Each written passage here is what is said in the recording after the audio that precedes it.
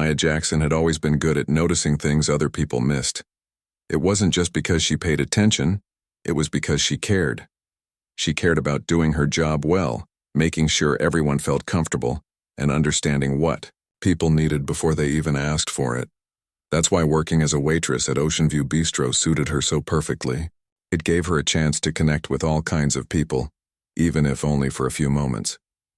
Ocean View Bistro was one of those places where you could tell how much money someone made just by looking at their shoes. The floors were polished marble, the tables draped in pristine white cloths, and every glass sparkled like diamonds under the soft glow of chandeliers. Maya knew this place inside out, the best way to fold napkins, which wine went with which dish, and exactly when to refill a guest's drink without interrupting their conversation. Tonight, though, something unusual caught her eye. At table 7, there was a group of men having dinner together. They weren't ordinary customers.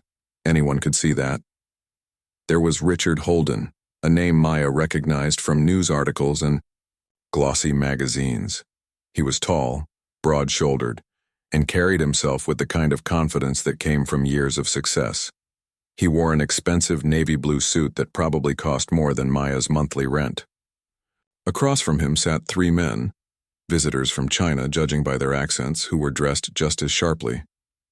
Their expressions were serious, and they leaned forward slightly, deep in conversation. Maya approached the table quietly, balancing a tray of drinks in one hand. As she poured water into each crystal goblet, she couldn't help but overhear bits of their talk. Most of it was technical jargon about investments, contracts, and numbers, but then one of the Chinese businessmen paused mid-sentence. He frowned, searching for the right words in English. His voice faltered, and he looked at Richard expectantly. Richard tilted his head, trying to understand. "I'm sorry," he said politely. "Could you clarify?" The businessman hesitated again, clearly frustrated. He glanced at his companions, who exchanged quick looks but didn't offer any help. The tension at the table grew thicker. Maya froze for a moment, unsure whether to step in or retreat silently. Then, almost instinctively, she spoke up. "Excuse me," she said softly, leaning closer to the table. All eyes turned to her.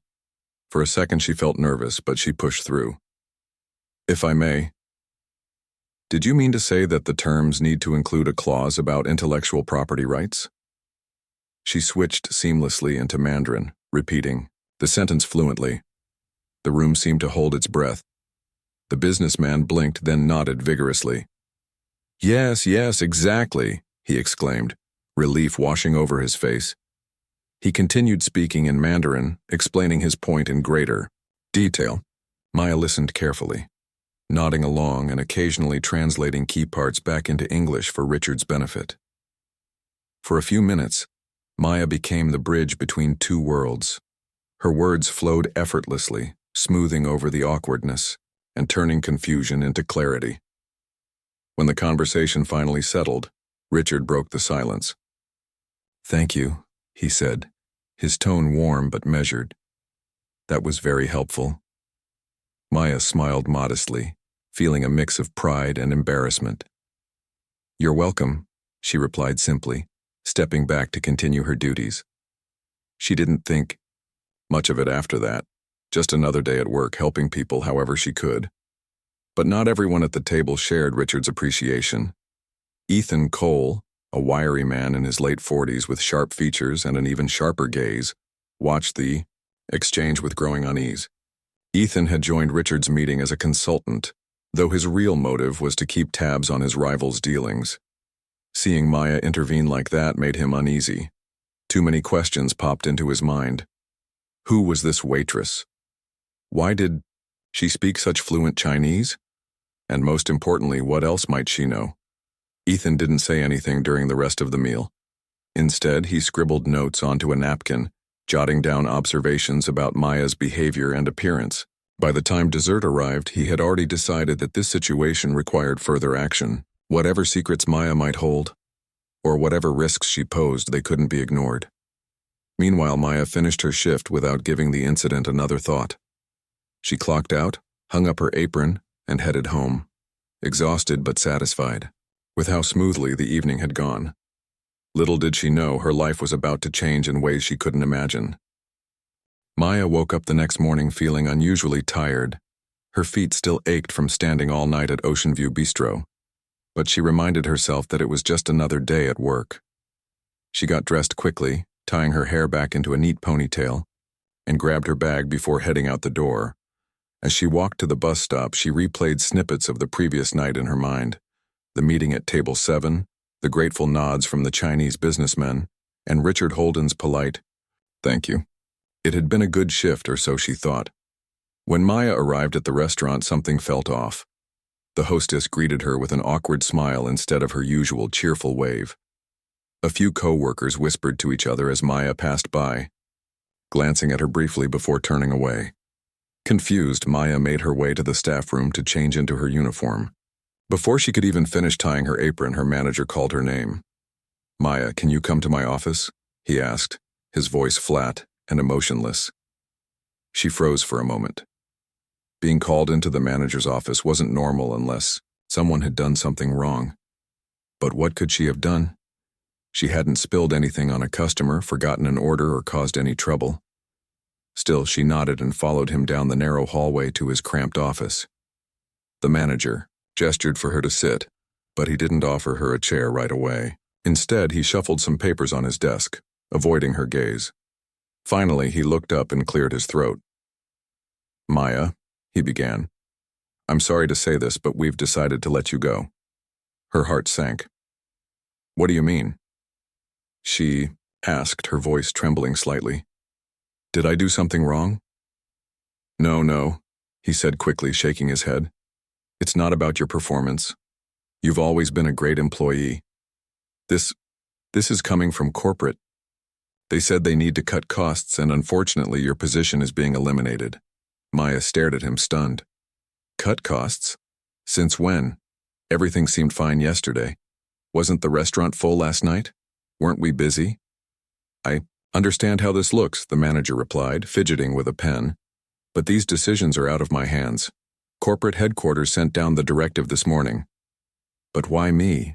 Maya pressed, her frustration bubbling to the surface. "Why now? If it's about money, why not reduce hours across the board? Why single me out?" "I don't know," he admitted, finally meeting her eyes.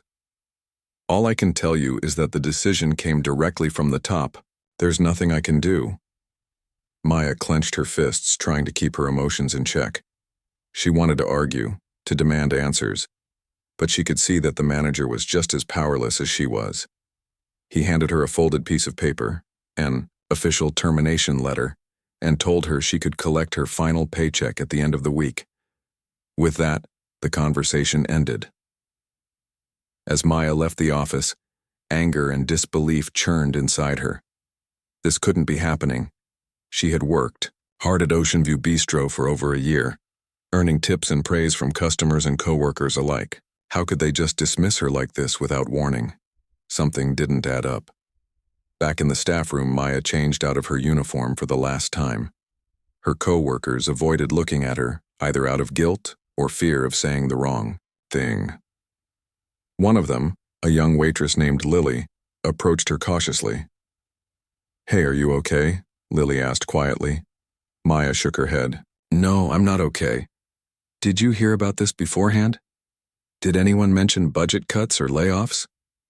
Lily hesitated. "Not really. We were all surprised too, but I did overhear something weird last night after you left." "What do you mean?" Maya asked, her curiosity piqued. "Well, I was cleaning up near the manager's office and I heard him talking on the phone. He mentioned the language issue and said it came from someone higher up. He kept calling them Mr. C. I don't know who that is, though." "The language issue?" Maya repeated, her mind racing. Suddenly, pieces of the puzzle started falling into place. Could this have something to do with what happened at Table 7 last night? Had Ethan Cole noticed her speaking Mandarin and decided to make a problem out of it? Determined to find answers, Maya thanked Lily and left the restaurant. On her way home, she tried to piece everything together. She remembered how Ethan Cole had watched her closely during the meeting, jotting notes on his napkin. At the time, she hadn't thought much of it, but now it seemed suspicious. What if he had seen her intervention as a threat? Maybe he worried she might reveal something important, something she didn't even realize she knew. By the time Maya reached her apartment, her head was spinning. She sat down at her kitchen table and pulled out her laptop. If corporate headquarters had made this decision, then there had to be a record of it somewhere. She decided to search online for information about the company that owned Ocean View Bistro. To her surprise, she discovered that Ethan Cole was listed as a consultant for the parent company. His name appeared alongside reports of recent mergers and acquisitions involving Chinese investors. Maya leaned back in her chair, letting the realization sink in. Ethan Cole must have convinced the company to fire her because of what happened at the restaurant. But why would he care so much about a simple conversation? Unless there was more to the story than she realized. Feeling a renewed sense of purpose, Maya picked up her phone and dialed the number of Mrs. Peterson, a retired teacher who had mentored her during her volunteer days at the community center. Mrs. Peterson was wise and well-connected, and if anyone could help her navigate this mess, it was her. "Mrs. Peterson," Maya said when the older woman answered, "I need your advice. Something strange happened at work today, and I think it's connected to something bigger. Can we meet?" "Of course, dear," Mrs. Peterson replied warmly. "Come over whenever you're ready. We'll figure this out together." Hanging up the phone, Maya felt a flicker of hope. Whatever was going on, she wasn't going to let it defeat her. She would fight back, not just for herself, but for everyone else who might face the same kind of injustice. Maya arrived at the community center just as the late afternoon sun cast golden rays through the windows. It had been months since she'd stepped foot inside this building, but everything felt familiar. The smell of old books, the creaky wooden floors, and the quiet hum of people chatting softly in corners. She spotted Mrs. Peterson sitting at their usual table by the window, a steaming cup of tea in front of her. Mrs. Peterson looked up and smiled warmly when she saw Maya approach. "You look like you've got a lot on your mind," she said, motioning for Maya to sit down. "Tell me what's going on." Maya took a deep breath before diving into her story. She explained how she'd been fired unexpectedly from Ocean View Bistro after speaking Mandarin during a business meeting involving Richard Holden and some Chinese investors. She described the strange behavior of her manager and the vague excuse about budget cuts. Then she told Mrs. Peterson about Lily overhearing the phone call mentioning the language issue and Mr. C. "I think Ethan Cole is behind this," Maya concluded, leaning forward earnestly. "He was at the meeting last night and he seemed really interested in what I said. But why would he care so much? What could I possibly know that would make him want me gone?" Mrs. Peterson listened carefully, her expression thoughtful. When Maya finished, she set her teacup down and folded her hands on the table. "Let's break this down," she suggested. "First, we need to figure out who Ethan Cole is and why he might feel threatened by you. Do you remember anything else unusual about the meeting or the conversation?" Maya thought back to the dinner. "Well, they were talking about investments and contracts. One of the businessmen mentioned something about intellectual property rights. That's what I helped clarify. But it all sounded pretty standard for a business deal." "Intellectual property rights," Mrs. Peterson repeated slowly. "That's interesting. These kinds of deals often involve sensitive information. Things companies don't want getting out. If Ethan Cole has ties to the parent company, maybe he's worried you overheard something you weren't supposed to." "But I didn't," Maya protested. "I was just doing my job. I wasn't paying attention to every word they said." Mrs. Peterson nodded. "I believe you.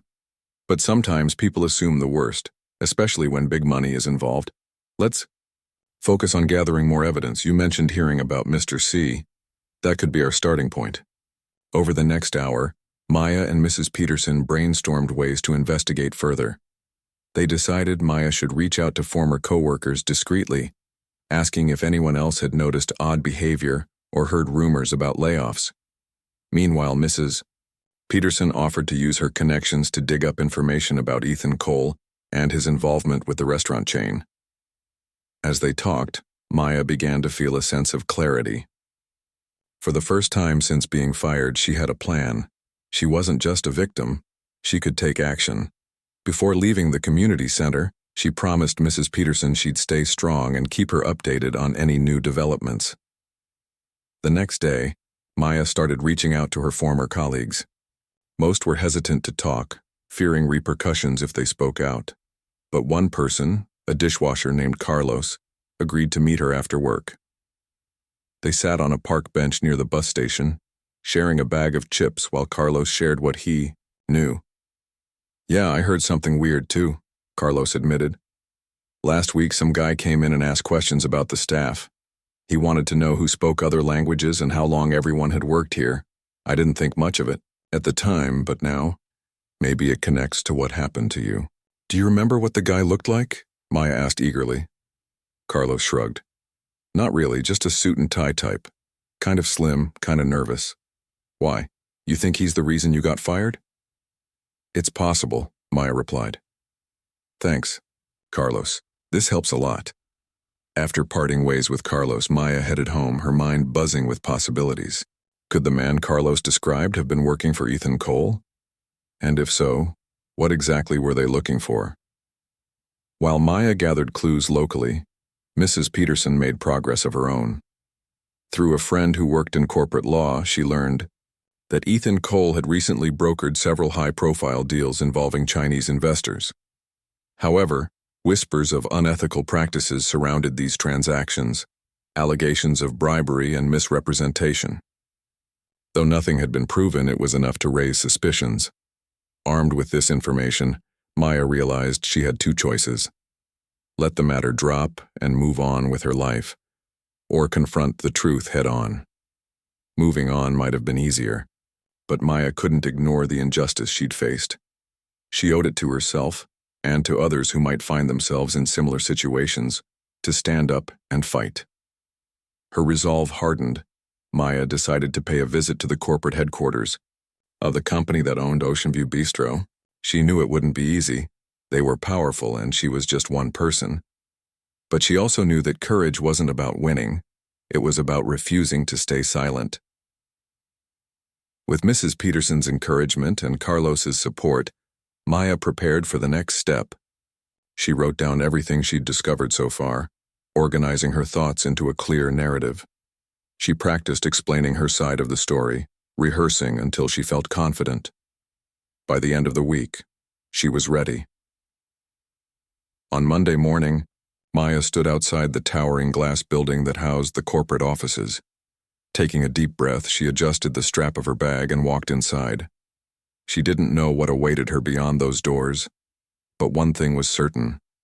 She wasn't backing down without a fight. Maya walked into the corporate office feeling both nervous and determined. She had spent hours preparing for this moment, rehearsing what she would say and gathering every piece of evidence she could find.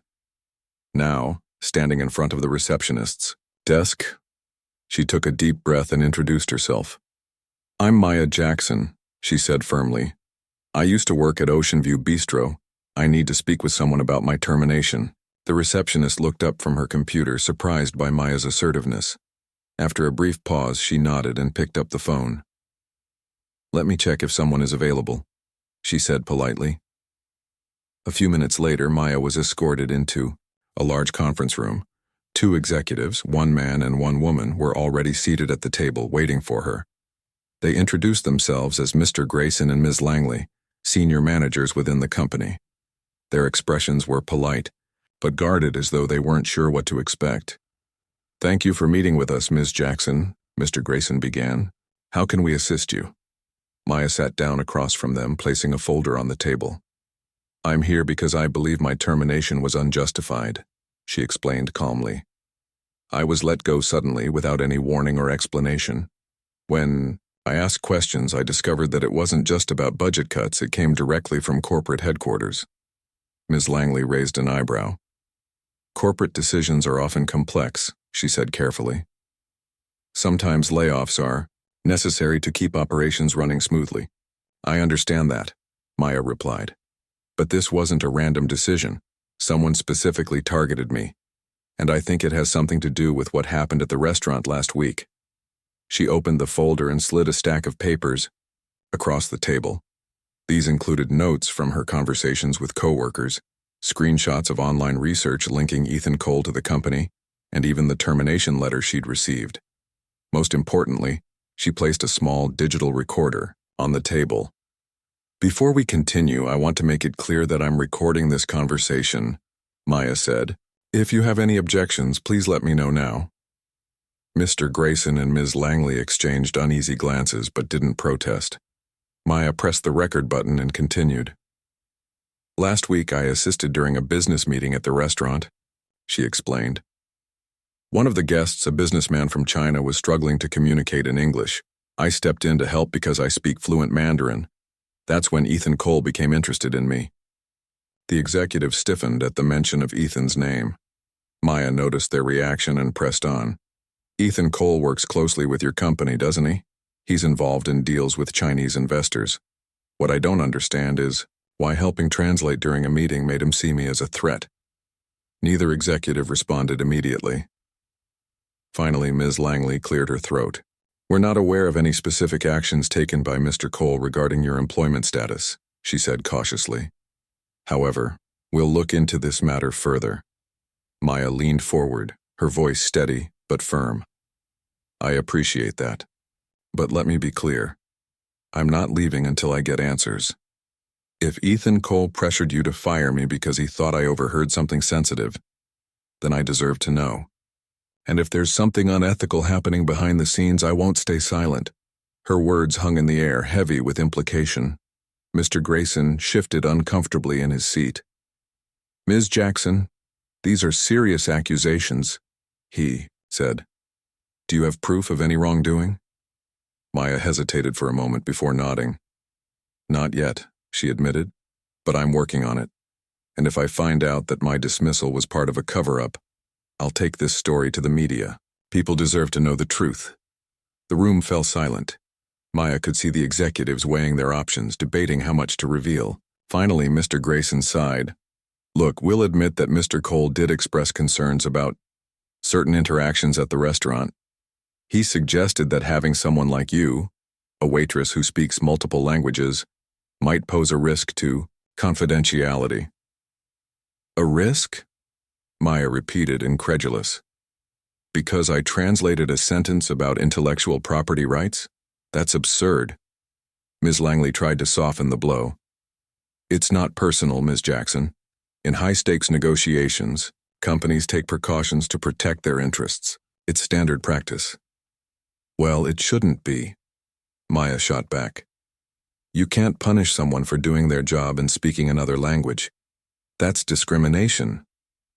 Before either executive could respond, the door opened, and a familiar figure stepped into the room. It was Ethan Cole himself, looking smug and composed. "Ah, Ms. Jackson," he said smoothly. "I see you've been busy." Maya stood up, her heart pounding. "What are you doing here?" she demanded. "I heard about your little visit," Ethan replied, taking a seat beside the executives. "Thought I'd come explain things myself. You see, I only wanted to ensure the integrity of our negotiations. Nothing personal, of course." "Nothing personal," Maya echoed, her voice rising. "You got me fired because you were paranoid.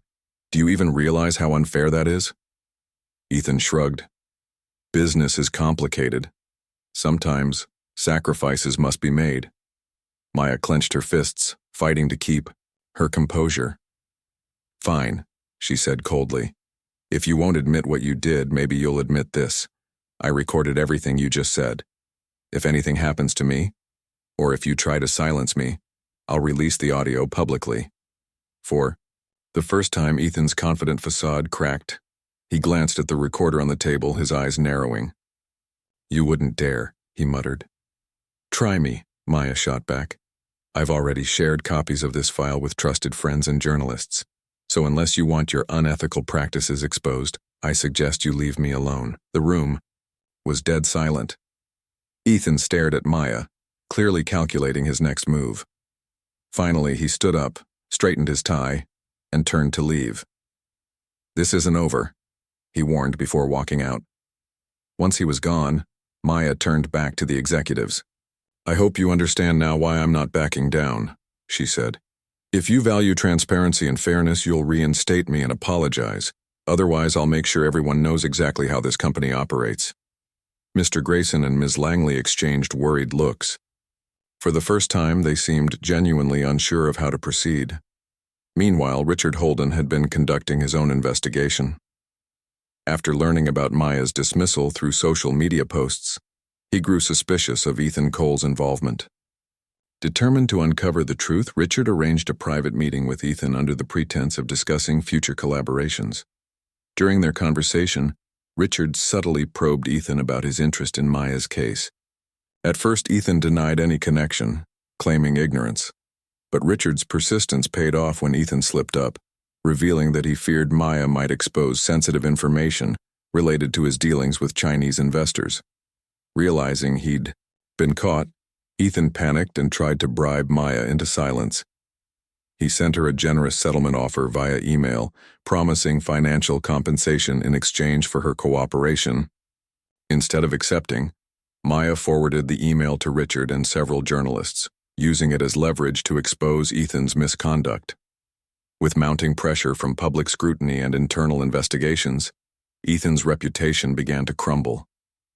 His unethical practices came to light, forcing him to step away from his business ventures indefinitely. Meanwhile, Richard reached out to Maya, offering her a position within his organization where her skills would be valued and respected. Though tempted to accept, Maya decided to use her platform to advocate for workers' rights, ensuring that others wouldn't face similar injustices. Her courage inspired countless others to speak up against unfair treatment in the workplace, and the Yan. Dust settled. Maya reflected on how far she'd come. Standing up for herself hadn't just changed her life, it had given her a purpose. The scandal surrounding Ethan Cole erupted quickly, thanks to Maya's determination and courage. Once she released the audio recording of their confrontation at the corporate office, along with evidence of his bribe attempt, the media couldn't get enough of the story. Headlines blared across newspapers and online platforms. Waitress exposes corporate corruption, Ethan Cole's unethical practices unveiled, and Maya Jackson, a voice for justice. Overnight, Maya went from being an ordinary waitress to a symbol of resilience and integrity. As the public learned more about what had happened, outrage grew. People were shocked by how easily someone like Maya could be dismissed without cause, all because of unfounded fears about confidentiality. Social media lit up with hashtags like #StandWithMaya and Fairness at Work, drawing attention to similar cases of workplace injustice. Maya became an accidental advocate, giving voice to countless others who had faced discrimination or unfair treatment but never spoke up. Richard Holden played a key role in amplifying Maya's message. After seeing the impact of her actions, he publicly apologized on behalf of his company for allowing such a decision to be made under its name. He also announced that Maya would be offered a position within his organization, not just any role, but one where her linguistic skills and sharp mind would shine. Specifically, he invited her to join his international relations team, working directly with global partners and investors. But Maya didn't accept the offer right away. Instead, she asked for time to think. She knew this was a life-changing opportunity, but she also felt a responsibility to use her newfound platform wisely. Accepting Richard's proposal meant stepping into a world far removed from her humble beginnings as a waitress. It meant leaving behind the struggles of every day, workers whose voices often went unheard. Maya wasn't ready to abandon them. Not yet. During this period of reflection, Maya leaned heavily on Mrs. Peterson's guidance. Together, they discussed ways Maya could balance her career ambitions with her desire to fight for fairness. Mrs. Peterson encouraged her to take the job, but warned her not to forget where she came from. "You have a chance to make real change from the inside," Mrs. Peterson said during one of their talks. "Use your position to speak for those who can't." Inspired by these words, Maya decided to accept Richard's offer, but with conditions. She requested that part of her responsibilities include advocating for workers' rights and promoting transparency within the company. To her surprise, Richard agreed immediately. He admired Maya's principles and saw value in having someone Like her on board, someone who understood both the challenges of frontline employees and the complexities of high-level negotiations. With her future secured, Maya turned her attention to exposing the systemic issues that had allowed her termination to happen in the first place.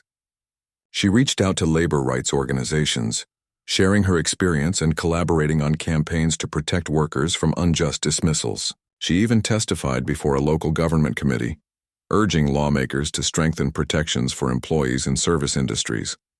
Her efforts didn't stop there. Maya began speaking at events and conferences, using her story to inspire others. At one such event, a press conference organized by Richard's company, she stood confidently at the podium, addressing a room full of journalists and industry leaders. Behind her hung a banner with the words, "Empowerment through action," a phrase she had chosen herself. "I'm here today not just to share my story," Maya began, her voice steady and clear, "but to remind everyone that no one should ever feel powerless in the face of injustice. I was fired simply for doing my job, for speaking another language and helping people communicate. But instead of staying silent, I chose to stand up. And together, we've shown that standing up makes a difference." The audience listened intently, many nodding in agreement. Reporters scribbled notes furiously, eager to capture every word.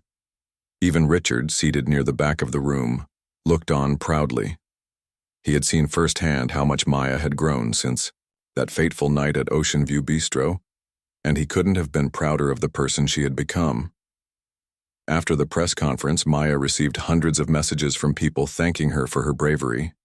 Some shared their own stories of unfair treatment at work. Others expressed admiration for her strength and determination. Maya read each message carefully, feeling a deep sense of connection to the community she had inadvertently built. In the weeks that followed, Maya settled into her new role at Richard's company. Her days were filled with meetings, phone calls, and strategy sessions, all aimed at fostering better relationships between businesses and their employees. She traveled frequently, meeting workers from different countries and learning about their unique challenges. Along the way, she continued to advocate for fairness, ensuring that her voice always represented those who couldn't speak for themselves. Despite her success, Maya remained grounded. She kept in touch with her former co-workers at Ocean View Bistro, visiting them whenever she had the chance. She also stayed close to Mrs. Peterson, who reminded her to stay true to her roots. "You're still the same Maya," Mrs. Peterson told her one day over tea. "Just a little louder now, and that's a good thing." By the end of the year, Maya's influence had spread beyond her company. Labor laws in several states were updated to prevent retaliatory firings based on discriminatory practices. Workers' unions gained momentum, empowered by Maya's example, and countless individuals found the courage to demand fair treatment in their own workplaces. Looking back, Maya realized how much her life had changed since that night at the restaurant. What started as a simple act of kindness, helping translate, a sentence had spiraled into something far greater. She had uncovered corruption, challenged powerful adversaries, and inspired a movement. But most importantly, she had discovered her own strength. In the final moments of her journey, Maya reflected on what it meant to truly stand up for oneself. It wasn't just about reclaiming what was taken away. It was about embracing who you were and refusing to let anyone diminish your worth. As she stood confidently at the podium during her last public appearance of the year, Maya smiled, knowing that she had done exactly that, and in doing so, had helped pave the way for others to do the same.